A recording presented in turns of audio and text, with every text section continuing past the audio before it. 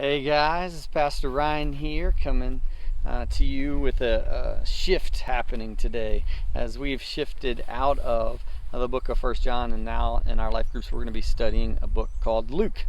And before we get into that, I would like to ask you a question, one that I hope that maybe you can talk about amongst yourselves tonight, and that is, what is the greatest news you've ever received? What's the best news you've ever gotten? And then on the contrast of that, like, what's the worst news you've ever received?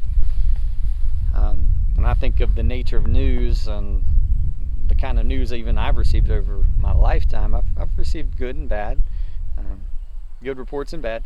And when I just think about news, I listen to the news once in a while, and typically what I hear is bad news, right? We are constantly bombarded with stories that are bad. I even think about the recent shootings that just happened.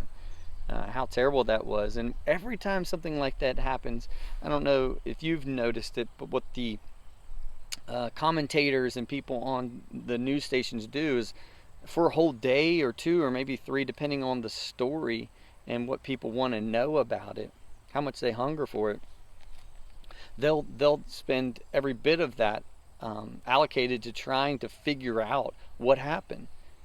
You know, they'll have all these specialists on, all these people. They'll have the eyewitnesses there that saw what happened, and they'll try to unpack for the people listening, the people trying to get that information. Like, how did this happen? Why did this happen? When did this happen? What was the sequence of events? And trying to make us all understand really what the news really is. What is the truth of what happened? I think that's the nature of any kind of news, really. In particular, when we think about the news that comes via this book, right? This book called the Bible that we go to find our source of truth, that we look to because outside it, we really don't know what's right, wrong. We don't know what's truth and not. It has been given to show us that, and it tells us a story.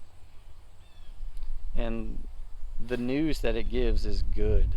Matter of fact, that's what, if you've ever heard the term the gospel, that's what it means. It just means good news. The gospel means good news. And in particular, when the New Testament starts, and it starts off with the four gospels, meaning the four good newses, the four accounts by four different writers about the man, the God, the Savior, the Messiah, Jesus. Because the crux, the pinnacle, like the best of news the world has ever received, is that a Savior has been born unto you, and that Savior has died for you. And that whole message about Jesus that the Scriptures speak of, the whole Bible is really set forth in kind of the climax of the story in the four Gospels, the four good newses. And I wanted to study Jesus with you. I want us to know about the good news, who Jesus is and what he's about, and because he is the one in whom we have our relationship with God. And so I decided to go with the book of Luke as we do this for the next months, really, even through Christmas, and we look at Jesus through the eyes of this writer, Luke. I want us to really hope that we come away seeing this as good news. But the truth is, the writer of this book, Luke, he writes it very much like a news reporter. He does the work of being able to tell us so that we can have full confidence in what he's telling us about Jesus. He depicts it in an orderly fashion. In fact, this is what I'd like you to focus on today as you look at just the beginning of this. We're going to really delve into the first chapter of Luke next week, but just that first opening sentence, really the few first sentences in the first verse 4, it goes like this. It says, "Many have undertaken to draw up an account of the things that have been fulfilled among us, just as they were handed down to us by those from the first who were eyewitnesses and servants of the word." Now, just like in the book of John, that gospel, the Word is Jesus. And I could spend a whole day telling you why Jesus is the Word. He is the truth. And before there was ever humanity, before there was ever an earth, Jesus was, and He was truth.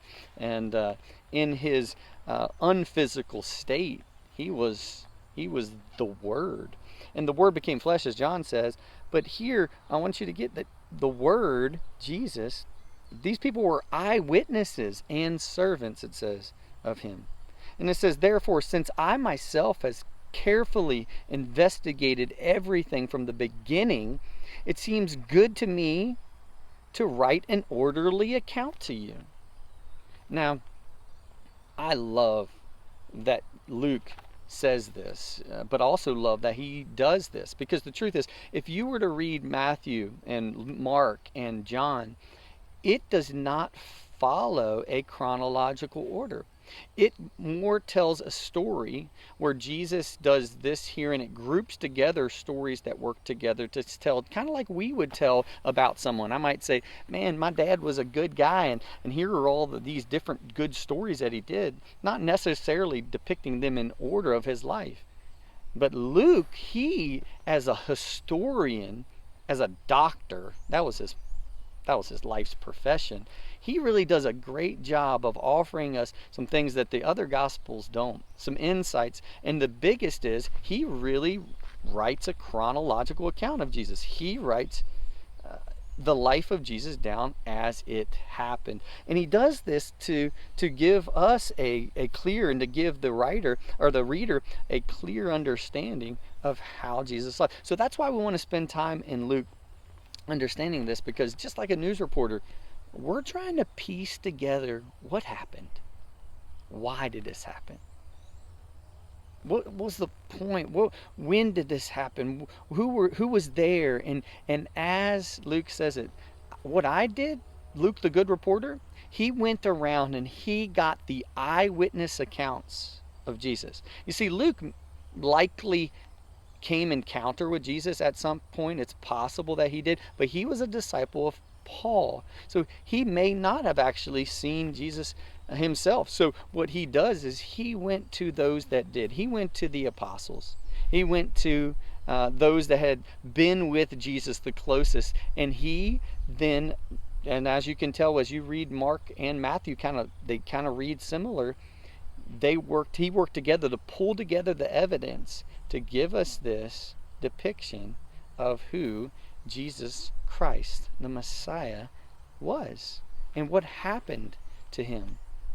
And I even love the fact that Luke offers us some insights that no other book does, especially about Jesus' birth and what happened with his mother prior to Jesus coming to this earth. Now, how would Luke know about what happened with Mary months and months before Jesus would have ever come into this earth? Well, we know, one, that it even says here, and it assumes something. It says that as he's writing to this friend, Theophilus, it says, I've done this so that you may know with certainty of all the things that you have been taught. Now, the truth of the gospel is, the good news of Jesus, and that he can save humanity from their sins, it spread like wildfire after Jesus left it into his apostles' hands and ascended into heaven. I mean, the news of Jesus spread everywhere, and the good news of him being able to forgive them of their sins just took off. Now, it didn't do so with this, though. They didn't have the Bible. It took off by word of mouth. The disciples taught and discipled others to know who Jesus was, and they passed that on. And this message continued to spread throughout the whole world. In fact, Acts, only months and months after this would have taken place, it says it flipped the world upside down. It's amazing to know what the gospel, the good news, did when it finally, the world saw for the first time that they had a way, a truth, and a life through Jesus. Now, the thing about Luke writing to this man Theophilus to give him this orderly account, he says, you've been taught these things, so you've heard it. I just want to write it down in order so that you can have it. And that whole account has been passed on to generation after generation of Christians so that we have an orderly account of who Jesus is. And that's why we want to take time to look in the book of Luke, because we know what Luke did is he went right to the source. He went to Mary, his mother, said, what happened? And that's what she'll speak about in these chapters to come, about her visits to her Elizabeth, and different things happening, how the angel visits, and all these things. We get eyewitness accounts from the apostles of what Jesus did and how he healed and how it looked, and we get a real deep insight into who Jesus Christ was, and ultimately the message of the gospel is why he was. Why did he come? Well, he came to set us free. I don't know what the greatest news you've ever received is, but the greatest news I've ever received, as you might have guessed, is Jesus. And I know I'm pastor, and it's like my job to say that, right? But it's not really how it works. I say it because it flipped my world upside down, changed my life. I'm a follower of Christ because he first loved me, and I just realized and recognized when I heard and saw the good news of Jesus. And for you, I pray and I hope that the good news, as we go through Luke in these months to come, will be amazing to you, new to you, and it'll enliven you to follow Jesus more. So talk about tonight, what's the greatest news you've ever received, and what did it do for you? I hope that you can flesh out, this is the truth. The truth is Jesus is good news. So I hope you can map that out.